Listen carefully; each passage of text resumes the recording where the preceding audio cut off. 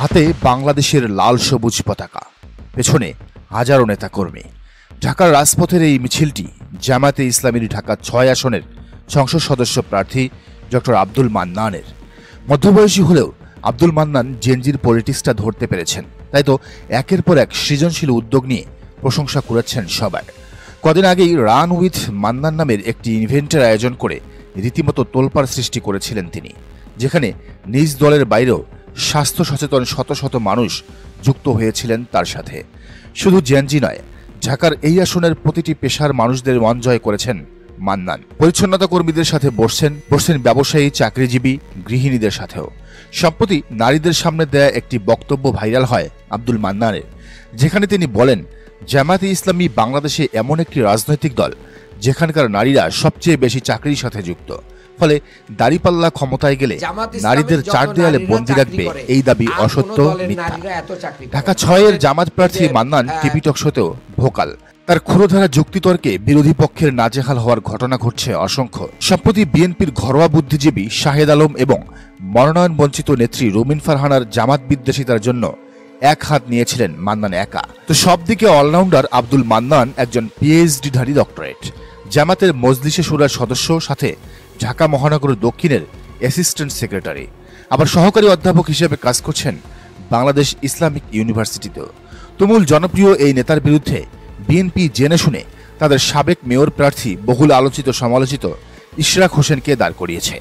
ঢাকা দক্ষিণ সিটি কর্পোরেশনের 11টি ওয়ার্ড এবং সূত্রাপুর, ওয়ারি, গ্যান্ডারিয়া, কোতোয়ালি নিয়ে গঠিত এ আসনে হাড্ডাহাড্ডি লড়াই হবে ইশরাক মান্নানের।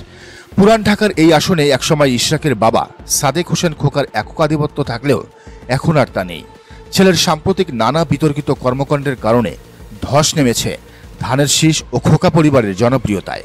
তাছাড়া বিএনপির লাগামহীন চাঁদাবাজি, অত্যাচার, নিপীড়নে অতিষ্ঠ এ এলাকার ভোটাররা।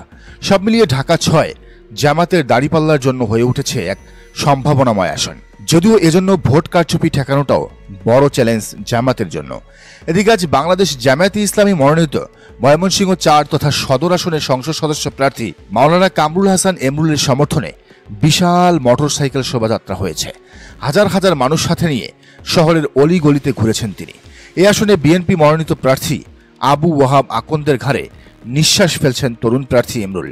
জামাত সম্ভবত তুলনামূলক দুর্বল থাকা ময়মনসিংহ বিভাগকে সিরিয়াসলি নিয়েছে। এখানে জিততে তারা নতুন কৌশলে আগাচ্ছে। এরই অংশ হিসেবে গতকাল প্রার্থী পরিবর্তন করেছে ময়মনসিংহ ২ আসনে। ফুলপুর তারাকান্দা নিয়ে গঠিত এই আসনে দলটির ফুলপুর উপজেলার সাবেক আমির আলহাজ মাহবুব আলম মণ্ডলের পরিবর্তে নতুন প্রার্থী হিসেবে মনোনীত হয়েছেন ময়মনসিংহ মহানগর জামায়াতে ইসলামীর সহকারী সেক্রেটারি আনোয়ার হাসান সুজন। ৬ নভেম্বর রাতে ফুলপুর সদরে এক সমাবেশে প্রার্থী পরিবর্তনের আনুষ্ঠানিক ঘোষণা এবং পরিবর্তিত নতুন প্রার্থী আনোয়ার হাসান সুজনকে পরিচয় করিয়ে দেন জামায়াতে ইসলামী ময়মনসিংহ জেলা আমির আব্দুল করিম।